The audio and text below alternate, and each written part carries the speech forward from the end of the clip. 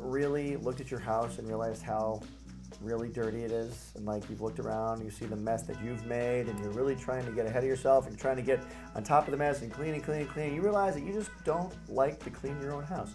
Do you like to clean your own house? Are you talking about our house? No, You not at all. better not, because I pay somebody a lot of money to keep our house clean. I'm talking about other houses. Well, you do. I was just going to get to that. Like, if you don't want to clean your own house, we've got a special guest today whose specialty is cleaning houses. Am I correct? And this is Clayton Finkston. I'm sorry, Clayton Finkston. How you doing, Clayton? Good. How are you? Thanks for being on the show today. We you know what I think is really cool, though? What? Is that he's a guy. Why is that cool? Because he owns.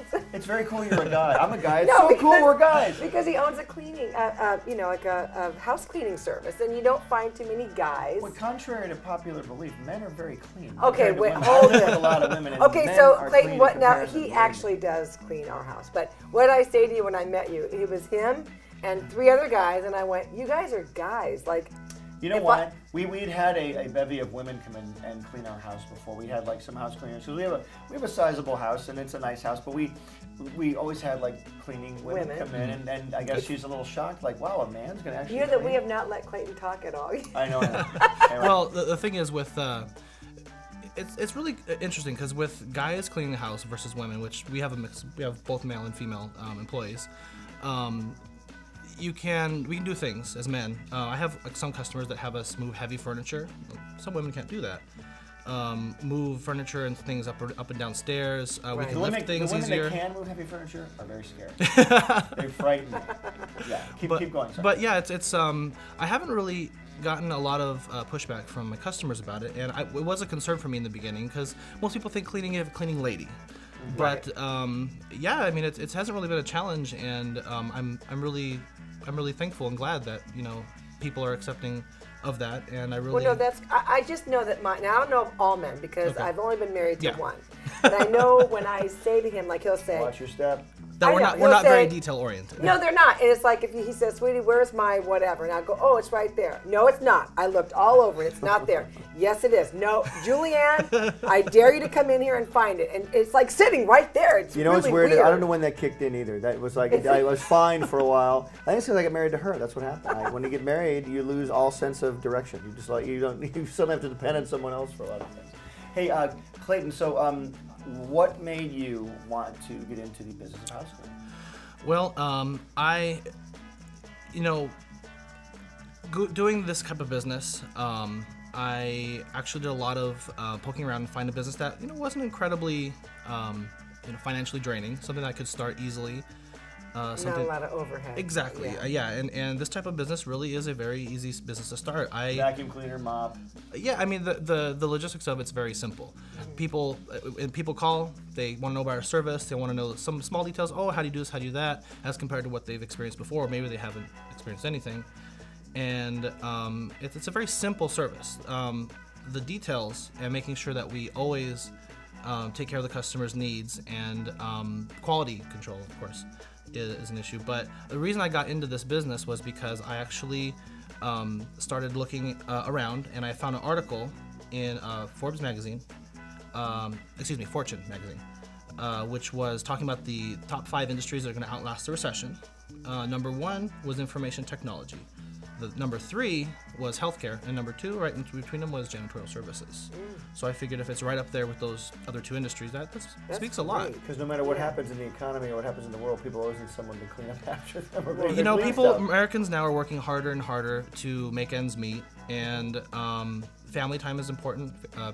Friends, people, your loved ones, it's very important to spend time with those people. The last thing you want to do when you get home after working maybe possibly almost 2 jobs or working overtime at your one job is clean your house, and it provides people with a way to be able to spend more time with their loved ones, and I think we provide a valuable service. It's a great way to look at it. I work like 15-hour days, 16-hour days, so the last thing I want to do when I come home is do the dishes. When you're a working mom, when I was working, the last thing I wanted to do when I came home, I was already guilty because I was working all day. Yeah. Then you get home and your house is a mess. It's like, okay, kids, got to clean the house. Now, was there something about you with a coffee shop entrepreneur? Actually, this is not my first stab at being an entrepreneur. Actually, when I was 22, Most 20-year-olds wouldn't dare dream doing this, but I was very ambitious. When I was 22, I purchased a coffee shop in Seattle, which is where I'm from there. There's coffee shops in Seattle? I'm shocked. But I They're bought Seattle's best.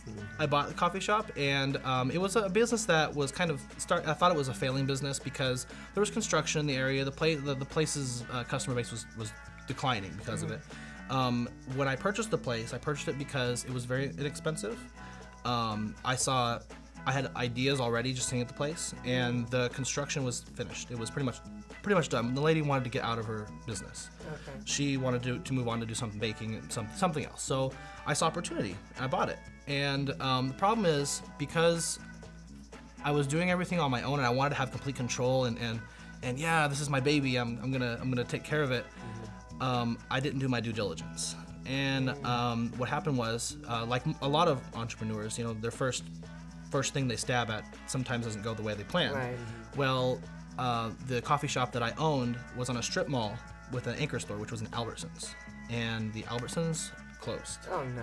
And so by default, all the other stores fail. Oh God. So about a year after opening up, and I had so many cool thoughts. I was like, oh, we're gonna change the name and make all these logos, and it was fun for the short time that I had it. But it was a learning experience, an expensive learning experience for me. And that was my first stab at being And an who would ever entrepreneur. think a grocery store would go under? Because Yeah, especially like at Albertsons, Yeah. Wow. So after that, now your business, when you clean, there's a huge thing now all over the world about the environment and being eco-friendly, True. things like that. Is your business primarily eco-friendly? Our business is a green business. We're all non-toxic, and I love that. Yeah. Me too. That's why I have it. I really like it because I'm a big fan of the toxic myself. I'm a huge fan of Pine toxic Sol, stuff. yeah. Oh, love it.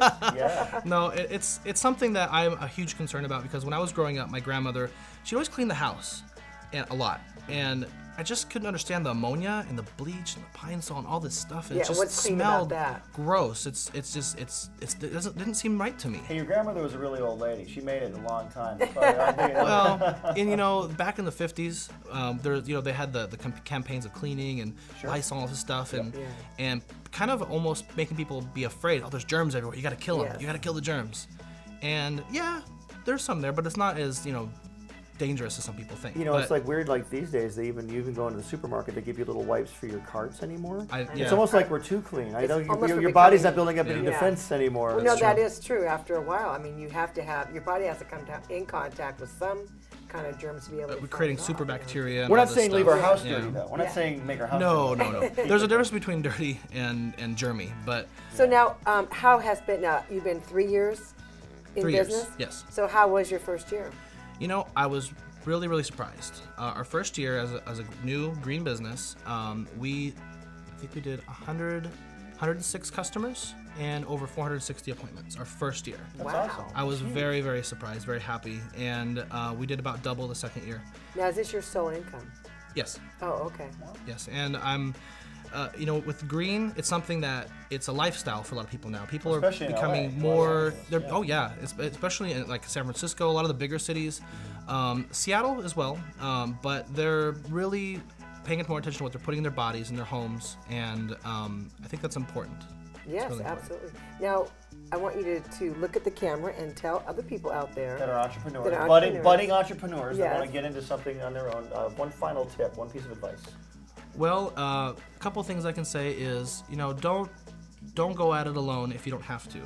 One of my biggest mistakes with my coffee shop was basically trying to take it all on my own, and you don't have to do that. It's best to have a team in place if you can, that you can rely on and rely on each other. If you do go into business with a business partner, I would recommend doing it with someone who complements you in your areas that you're weak in. That's the best way I can really understand. For me, from my own experience, that's something that's very important. Aside from that, do your research and make sure that if you do anything that's big, make sure you get proper legal counsel and don't do it alone. That's what I say. Like don't Yeah. sell ice in Norway. Basically, right? You got plenty of ice there. Okay, so we have a foundation scripture for today. We do. you know Our it, now we always like to close the show with a foundation scripture. Yours, I picked out one for you. It's from the book of 1 Corinthians, chapter 4, verse 14. It's like, it says, "Let all things be done decently and in order." Because you're a cleaning guy. Yes, like things that's to be very done appropriate. decently and in order. So, and also when you're running a business or starting something up, you want it to be done decently and in order. You want Yes, chaos. that's true. So I think that's a pretty appropriate. That was 1 Corinthians 14:40. 14:40. What I said, Yeah. 4:14. Yeah, it's okay. 1 Corinthians 14:40. I apologize. So look that up, and you'll understand it better than I explained it. So anyway, Clayton, thanks for being on the show today. Thank you very much. Thank you so We much. appreciate I it. Thank you. appreciate it. And we'll see you at our house. Yeah, your But we're hands are also clean, going to right? show. Your hands Oh, of course. And you can also reach us at lpgreenclean.com. And that's our website. You can get information more about our cleaning service. And what's Yes. the name of your company? Little Piggy's Green Cleaning. That's Yeah, really yeah. cute, like Yeah. this little piggy. But he's really good, though. Honestly, I'm very very. good. Yeah, No, I I'm like going to the give him a service. plug now. This is a thank you. commercial. I'm very picky, aren't I? Yes. Very picky. I'm a baseboard queen, and I told him from the very beginning, if I don't like you, I won't have you back. Because I believe in being honest. But anyway, he did a great job. I made a few changes. He made those changes the second time he came. He's in now for good. Thank so you. you're good with us. I'm glad. And if I do fire him, I'll come on the show and tell you why I fired him. So later. But thank you so much. Thank you very much. And we'll see you next week at my house. Okay.